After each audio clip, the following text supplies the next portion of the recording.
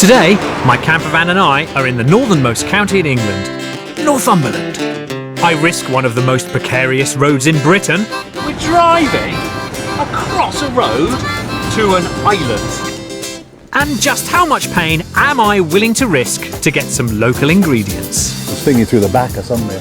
Whatever the material was touching your skin, it would sting you. And it's an early start as I roll up my sleeves and put in some hard graft for my dinner. On a quest for the ultimate in gourmet campervan cuisine. I'll have a lobster. Make it snappy.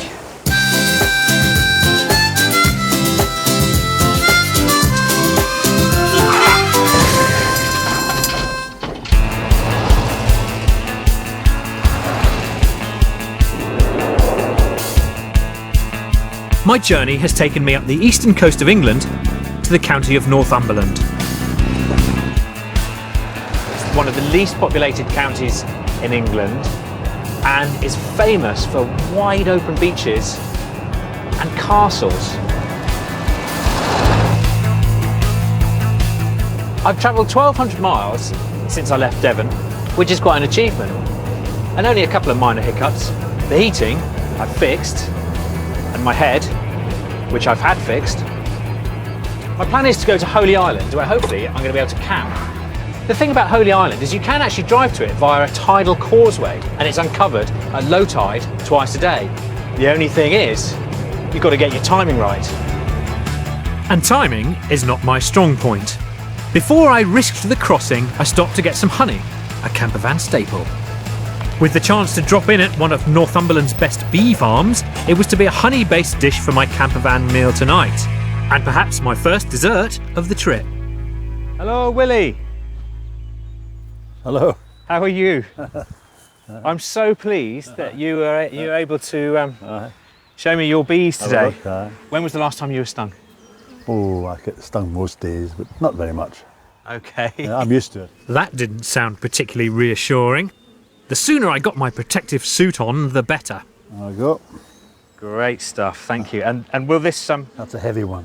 will this give me full protection? Well, it'll stop them getting in your pockets and that. Okay. What's the worst thing that can happen with bees? Oh, well, get you in the nose or the ear or somewhere worse. Oh, right. Oh, okay. There's been a few buzzing around me and in my hair and what have you. Is it that they like me or that they don't like me? No, it's that they probably don't like you, you know. But I wouldn't take any personal exception to that. It's just that they've heard us come, and the vehicles and one thing or another, and they're across investigating, you know. And you've got a particularly fine head of hair, so they tend to get stuck up in that, you know. Yeah. The bees knew that I was the new boy in town, so before we could even approach, Willie used a smoker to pacify them and stop them from attacking. The type and taste of honey can change dramatically, with the bees feeding on the seasonal flowers. And this was the end of the clover season, which Willie assured me means a wonderfully sweet honey, if only we could get to it. Oh, look at that. Yeah. Now their buzzing's getting really intense there. What's that? Is that them knowing we're there? Or? Yep. I mean, if we were to approach these bees in the wrong way, make a clattering and then come in here and, you know, pull apart the hive, what would happen? Well, we'll just have to leave. Right. We'd all have to leave, everybody. Whatever the material was touching your skin, they would sting you. So they'd really go for it? They would, die. With a good helping of smoke pumped into the hive, I took a cautious step back as Willie opened it up to retrieve the honey. This is when it's crucial for a novice like me to be in the hands of an expert beekeeper. With one wrong move from Willie or I, the bees could feel threatened and turn aggressive. Wow. Goodness me. You must have this empathy between the bees and the beekeeper. How many of them would there be in here? In there, I would think 70 or 80,000. Wow. Yeah. But you notice how calm they are. We've gone into them exactly the right way, you know? Exactly right. Never looked at us. So when you put the comb back into the hive, do you have to be careful? Yeah. You must try not to kill any bees because they send out an alarm, which upsets them. I braced myself for the crunch of a crushed bee. If the hum of the bees got higher in pitch, then we were in trouble. But Willie's calm authority saved the day. They soon move out of the way, don't they? Willie agreed to let me take some honeycomb for my campervan dish, but first he had to shift the bees from a comb that's ready to harvest. I wouldn't normally do this, but There you go. Take that away over to the motor. Look at that. It's heavy, it's wonderful, it's local honey produced by these very clever and very sensitive and quite beautiful creatures. I'm really thrilled with this, it's wonderful. Willie has hives scattered across Northumberland. We drove through the pretty winding country roads heading back to the family farm where Willie's daughter Frances was going to prepare my honeycomb. We're going to try some honey. Aha, we've been busy bees. Oh yes. At the processing plant, the honeycomb is cut straight from the frame and packaged up for sale. Hello, you must be Frances. I am, yes, I am. Dad sent me in here to... We'll just lay this down on here. Okay. Okay, so we'll cut this comb out. I'll give you a hat and an apron to wear. Oh, right, okay. This is the bit particularly hot. There you go, how's that? Brilliant, yeah, you look great. Thanks very much. Do I? Yes. What we're going to do is cut the whole comb out of the frame, like this. Just drop it down like that. And then we sell this just as it is. So I've got my little template here, and we're going to cut it into pieces. It looks pretty easy to cut. It is, you just have to be, you know, it's really fragile, fresh wax, so you do need to take care with it. Yeah. Just lift it up like that, and then drop it into your tub. And you can just eat it straight You can away? just eat it straight from the comb. It's, for a lot of people, it's the best way to eat honey, and as fresh as this, because you just got this just an hour ago. You can't get any better than that. And it's the most natural way of It is, and it's one of the most natural foods as well. Okay. Would you like a taste? I would love to taste it. Okay. Just a tiny bit. It looks wonderful. Look at that. It's so clear and it's lighter than I thought. But it is. It's like a taste of summer. Yeah, that's right. You said it. Beautiful. I wasn't sure what I was going to do with the honey, but it was when Frances was cutting up that honeycomb, I had an idea for a very special honey and lemon campervan cheesecake. The only problem, of course, how to chill it. I haven't used the fridge yet. I happen to know they're really difficult to light. So I'm faced with a new challenge. And that wasn't my only challenge. I also had the small matter of driving across the sea to negotiate. I'd arrived at the tidal causeway that leads to Holy Island. The causeway floods twice a day, meaning the road is submerged, cutting off the island from the mainland. So visitors like me need to take a careful look at the local tide times, or risk ending up losing their cars and having to take refuge in one of those towers. Luckily, I was on time, so there was no risk to my fresh paintwork today. Although I am told by the locals that plenty of people get caught out and keep the Coast Guard busy. Well, it looks very impressive.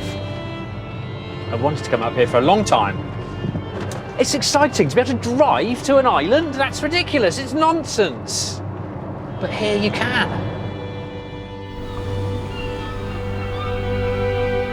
The monastery here was founded in the Dark Ages and was the base from which Christianity was spread across northern England. And the Vikings launched a raid here in 793 that heralded the Viking Age in Britain. But all this history won't get my campervan cheesecake chilled. To do that, I was going to have to conquer an old foe of mine, the campervan fridge. One of the things about the van is the fridge is really difficult to light. And on this one, I've never had it going because I've never really needed to chill anything. So in my haste in buying the van, I never checked it. What you have to do to try and get it lit, turn it on, look through here and keep pressing until it lights.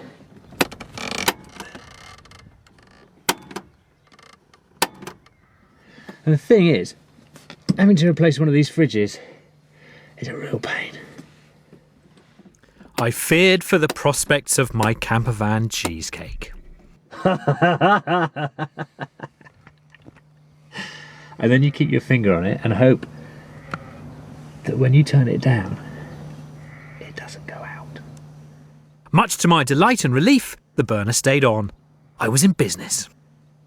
That's the fridge lit, and that can only mean one thing. It's time to crack on and crank up my first pudding of my trip.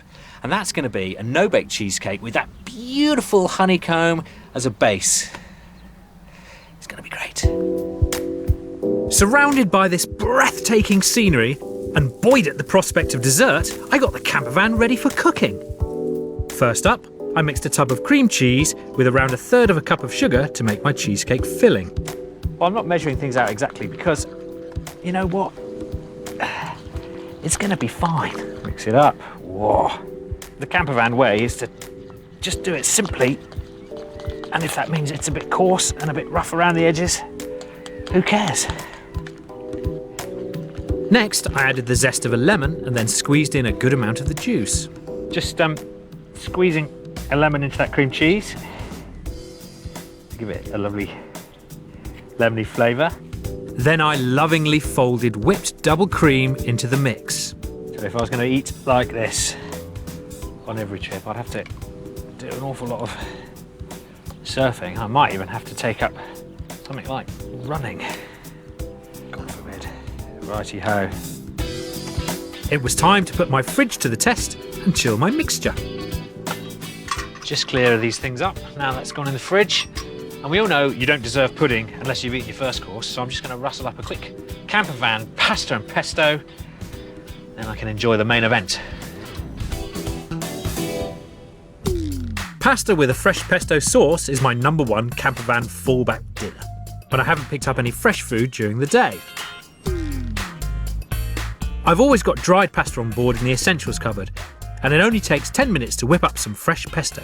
All you need are a few basil leaves and a chunk of parmesan, which lasts for ages, even without a fridge.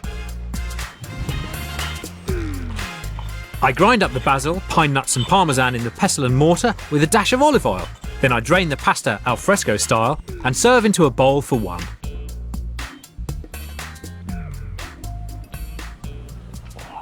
Yum. Takes about 10 minutes. It's absolutely delicious, and it's simple and cheap. I'd finished every last mouthful and even cleaned my bowl. My mother would be proud. So with my cheesecake filling having set in the fridge, it was time for the main event. This is the star of the show. My Northumberland honeycomb. Now, I'm not a greedy man, so I'm going to attempt something that has never been attempted before. And there's probably good reason for that. Okay, so maybe Willie's bees wouldn't be happy with the mess I was making of their beautiful honeycomb, but it's all for a good campervan cooking cause. Let's be generous. My chilled cheesecake filling was topped off with some fresh strawberries. Last things last. A few of the final bits of zest. Do you know what? I'm quite proud of that. It may not look like a conventional cheesecake, but that, my friends, is a campervan no-bake cheesecake with fresh honey from Northumberland bees. Oh my word, it's really excellent. The honeycomb's kind of chewy. That's the wax, but it gives us a nice kind of chewy base. And a little bit of strawberry and honey and lemon. Never hurt anyone. Camping is restricted on Holy Island, but I had special permission to park up here for the night. But there was no time to enjoy the amazing view. It was an early night for me, as I had to be up again in just a few hours.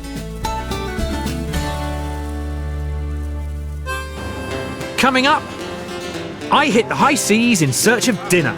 Oh wow, beautiful. He's a keeper. Fantastic.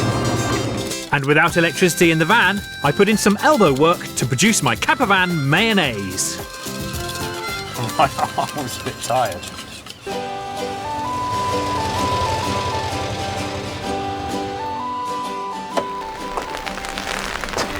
Well, it's 4 o'clock in the morning and it's raining, but I've come down to the quayside at Holy Island for a bit of adventure on the high seas. I was meeting up with Richard and Sean, who were going to take me lobster fishing. Having already cooked crab in the van in Norfolk, I was going to take campervan cooking up market. Tonight I was planning to cook fresh Northumberland lobster with homemade mayonnaise. 5 miles out in the North Sea, Richard and Sean have 10 runs of lobster pots with 30 pots in each run, and today we were hoping to empty every one of them.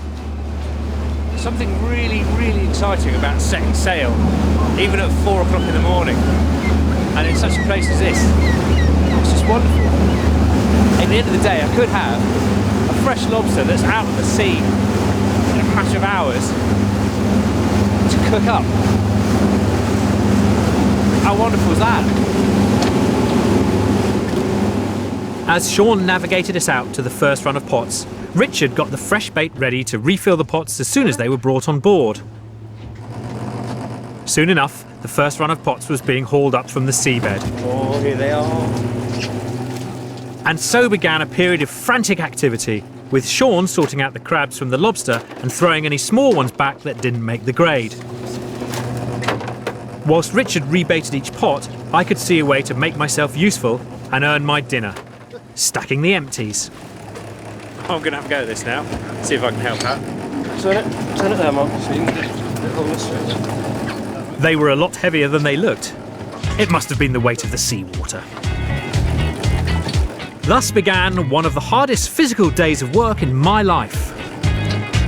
I'd already lost the power of speech. As I waited for my next pot, it was beginning to dawn on me how hard this job was. And despite the gadgetry on board, I don't think I'll be trading in the van for a boat anytime soon. At least the content of the 5th pot gave me something to smile about.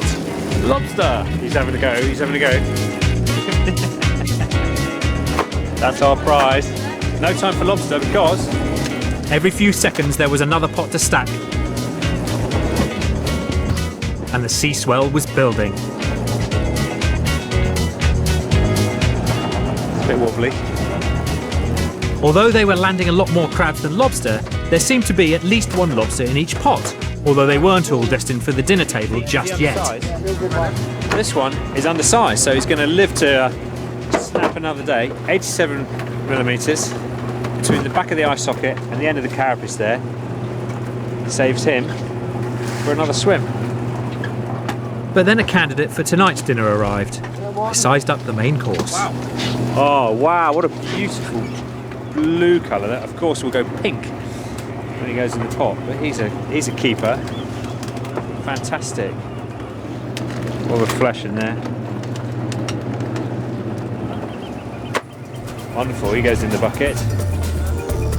The lobster pots had by now filled the deck 3 high. Building up quite an appetite. Might have to have 2 lobsters. The rope that hauled them off the seabed was still attached to them, and Richard showed me the precise order to stack them in so the rope didn't get snagged on anything. There was nowhere to move on deck. Surely there can't be any more in this run. Last one. Yep. With no room to move, Sean and Richard were clear that I had to stick to the front of the boat, out of harm's way, and I was about to find out why. With the seagulls watching on expectantly, the reasons for the careful stacking of the pots became all too apparent.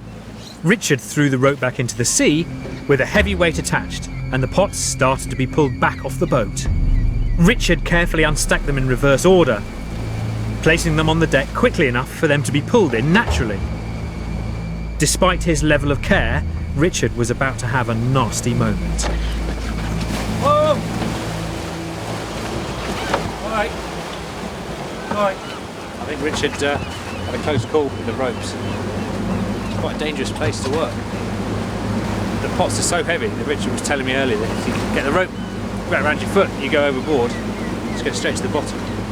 It's not funny. All the pots had been dragged back in safely, and all Richard now had to do was throw marker buoys back in and reflect on a near miss. Where the knots in the rope's leaving there and the pot's starting to go out together. It's the worst place possibly can happen where you're on the corner there because you've nowhere to get out of the way. So you just have to push them away from your body. There's no warning, absolutely no warning. You just shout, stop, and that's the ensign cuts, dead. And then Sean straight out with a sharp knife, cut if it happens, so. It was now 11 a.m. We'd emptied 9 out of 10 of our lobster pot runs, and I felt like I'd done a week's work in 6 hours.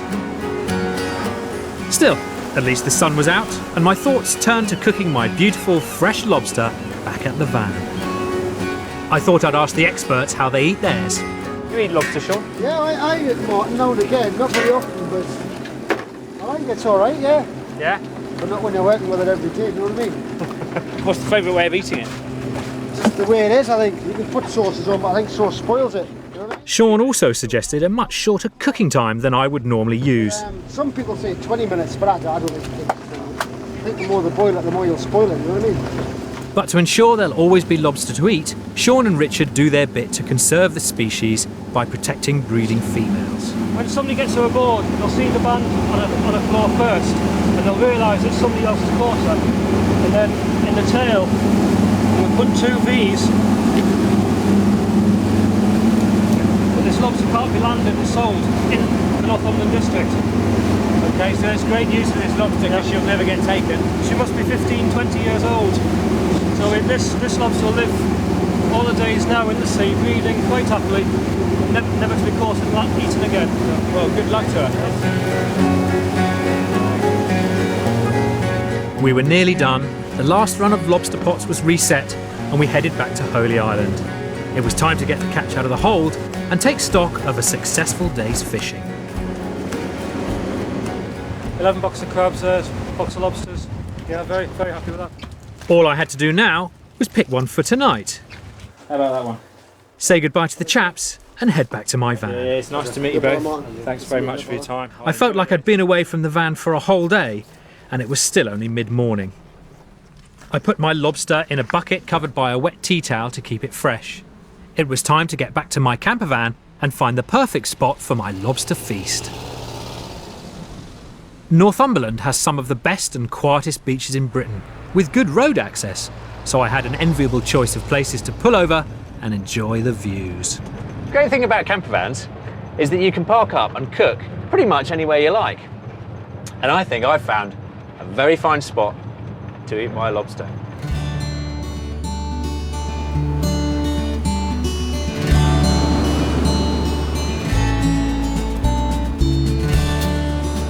I was tired and hungry after a grueling morning on the lobster boat, so I decided not to complicate things too much. Well, the water's on for the lobster. I'm going to keep it simple and I'm just going to eat it with some mayonnaise. So I need a couple of yolks. The more free range they are, the better the golden colour, and so the better colour you'll get from your mayonnaise. So 2 of them to start with, because you need to emulsify the eggs. A little bit of mustard powder, lemon juice. Well, the recipe was simple enough, but the main ingredient was something I was really lacking in: energy. 2 minutes in, and I was already having to give myself a pep talk. Keep going. Persevere.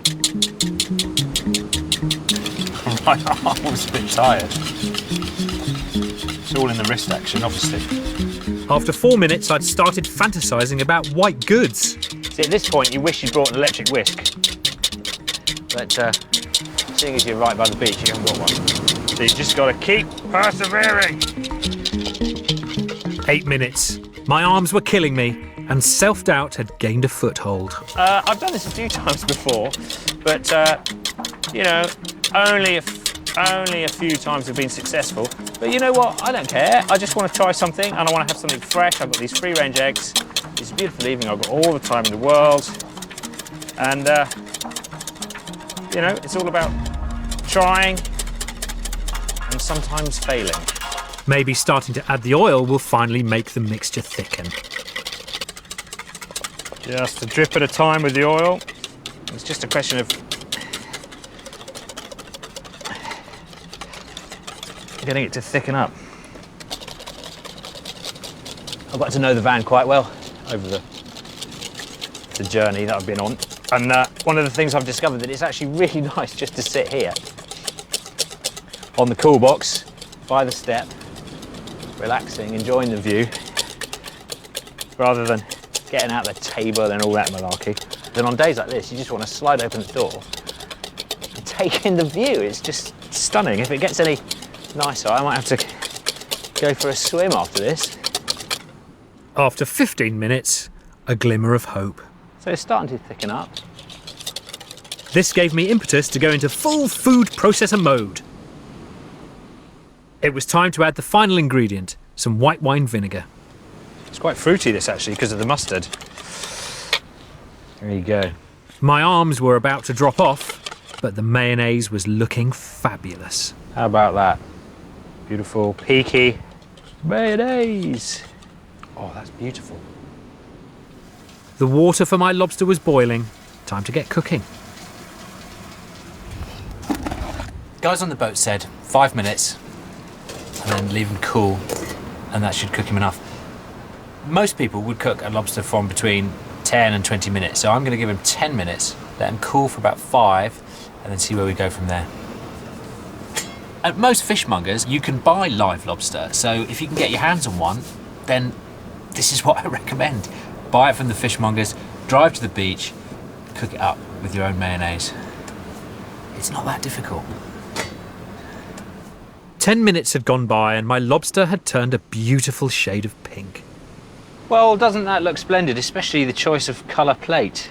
Do you know, I wouldn't actually buy lobster at a restaurant just because I'd prefer to get it straight from the quayside, or, you know, live from the fishmonger, or even try and catch it myself. I have caught a few. Good sharp knife. It's not that easy. A lobster doesn't have the thick, hard shell of a crab, which means with a bit of force you can just split it in two. If you want something good, sometimes have to be pretty brutal about it. Wow, look at that. Just looks wonderful.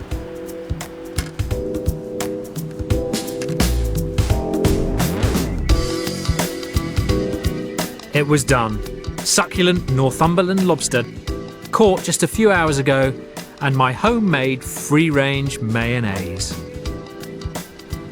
Well, I don't know what's better, the mayonnaise or the lobster. Either way, unbelievable. I love eating this way. Absolutely love it. Baked beans on toast, take a hike. Oh, this is campervan living. It was now 18 hours since I got up to go out on the lobster boat, and I'd never worked so hard in my life to get a meal together. But it had definitely been worth the work. In the next episode, I'll be revealing some of the best spots for campervan living on the gorgeous East Scottish coast. I take a deep breath and head off the road. The association will not be liable for vehicles or their occupants damaged as a result of this roadway. How exciting! And discover a new way of al fresco cooking from the van. Oh, look at that colour. Brilliant. And on a mission to find the very best in local produce, get up close and personal with some rare breed Scottish pigs.